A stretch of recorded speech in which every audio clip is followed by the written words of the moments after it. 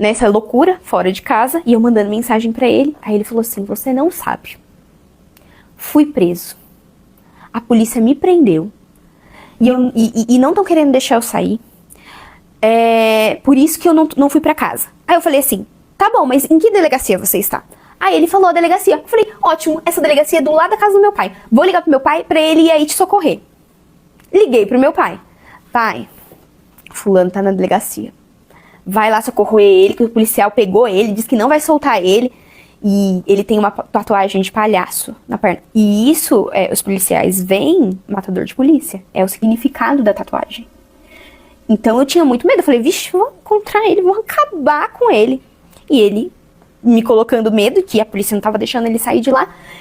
Eu acho que ele não se ligou que o número da delegacia que ele falou era do lado da casa do meu pai. Aí meu pai foi até a delegacia. Chegou lá, fulano de tal tá aqui? O delegado, não tem ninguém com esse nome aqui. Aí meu pai, muito esperto, falou, às vezes falou o número da delegacia errado. Aqui tem mais uma aqui, mais uma ali. Foi nas outras delegacias, me ligou, filha, fui em 3 delegacias perto da minha casa, a que você falou e mais 2, e ele não tá. Mandei mensagem pra ele, você tá mentindo, você é mentiroso. Você deve estar na farra e tá falando que a polícia te prendeu, por isso que você não volta pra casa. Ele, não, Aline, pelo amor de Deus. E olha como eu fui burra.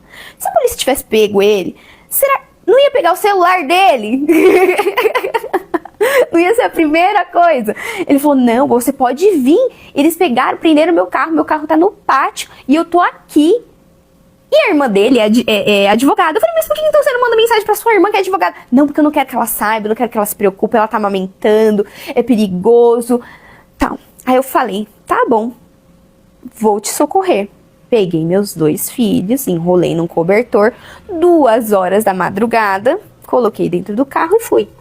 Cheguei na delegacia com 2 crianças, uma de 5 e outra de 6, os 2 abraçados, se aconchegaram ali no banquinho e falei com o delegado, fulano de tal. Delegado, de novo? Já falei pro senhor que veio aqui que não tem ninguém com esse nome aqui. Não, mas tem, porque ele disse que tem, que ele tá aqui, que vocês estão prendendo ele, que não tá deixando ele falar com ninguém. Eu quero ver, eu quero ir lá atrás ver. Ele falou, não, você não pode ir aonde tá os presos.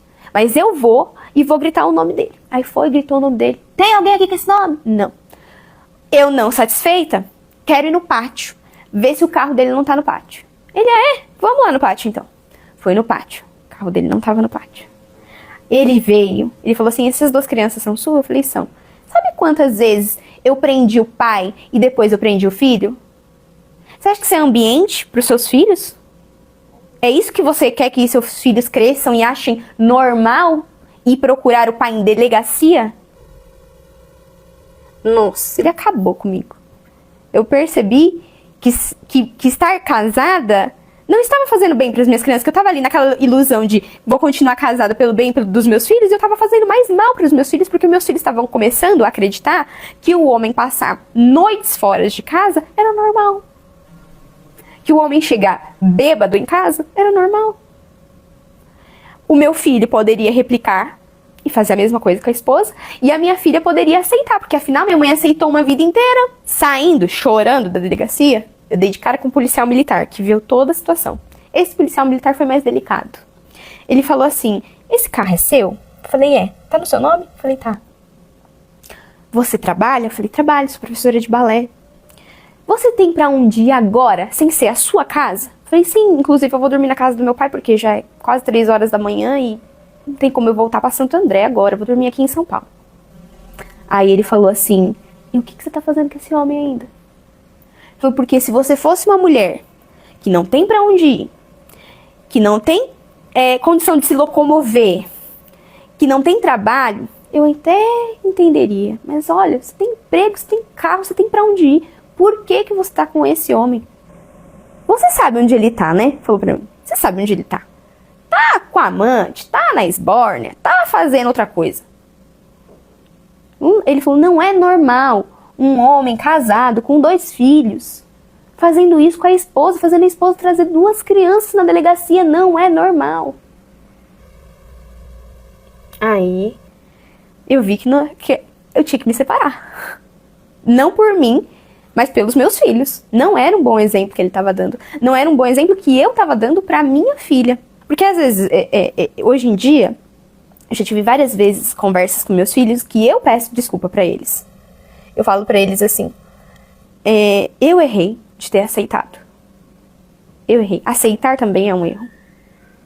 Eu tinha pra onde ir, pra onde voltar, e achando que eu tinha que... Aquela falsa ilusão de vou lutar pelo meu casamento, vou lutar porque é minha família, porque ele cuida bem das crianças, até as crianças crescerem eu tenho que permanecer aqui pra que eles tenham a visão de família feliz e saudável.